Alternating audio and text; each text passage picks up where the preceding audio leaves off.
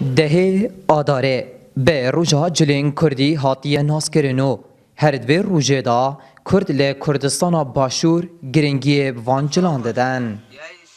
مجید و روجه دا درگه دکانا کونترین درواره اوان جلان ل آکری قطا کو او جی مام رجبه هر لناوینا چرخ چویی کار خیاطی ل بازار مقیمه ل قضایا آکریت کتن نوی من رجب قادر رجب خلک آکریمه از اول سال 59 از هاتی از شلت کم شلا خیاطیه وی وقتی مکینت پیچکا هبون کهربا نبود که مکینت کهربا شل کرد سال 62 کهربا هات آکره و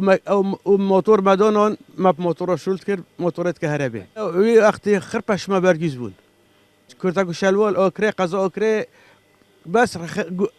گورانات کرنه برخو نه زباریا نه آکریا نه سیوتیا نت کرنه برخو همو پشما برگیز بود دیگه شول چترا گلک الجارا چون زمان بره سال 50 و 60 عالم پارهنده نبود که گلک تشتیب کرد سال خلکی دست کردی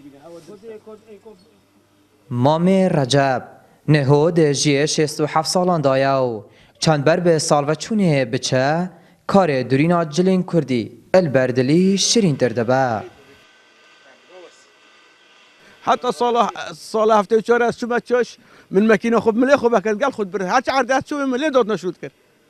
خل چوش یعنی چوش تشویق چوش بشود کرد مکینه ملی مبو نه والا کس نداینم چه دیاری چه هدیه نداینم من از خوب خوشول کم دست خو من وید جان خو از دست خوشول کم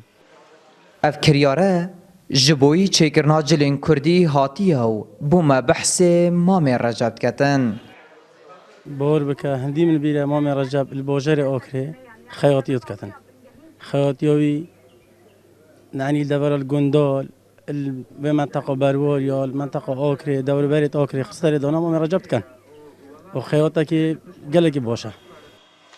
جلین کردی ل پی چرخین میجوی گهرین به سردا هاتیه هر جاره به شوازکی هاتین دورینو ل چرخ چوی پشمرگیز یانجی شالو شپک بازار گرم بون ل نهود وی چرخیدا کرتکو شلوال بهرا پیتر ل جمام رجب اتهنه دورین مام رجب اوه 55 ساله به وقتیان کار درینا جلو برگین کردیت کتن کو اوجی خوب خبات کا نتوی ته هجمارتن لهیان ها چه سنتر و رخراون کلتوری و کردواری نهاتینه خلاته کی یانجی رزلینانه که پیشکشی مام رجب بکن گهدار زباری این آرتی بازار مقیم لقضایا آکره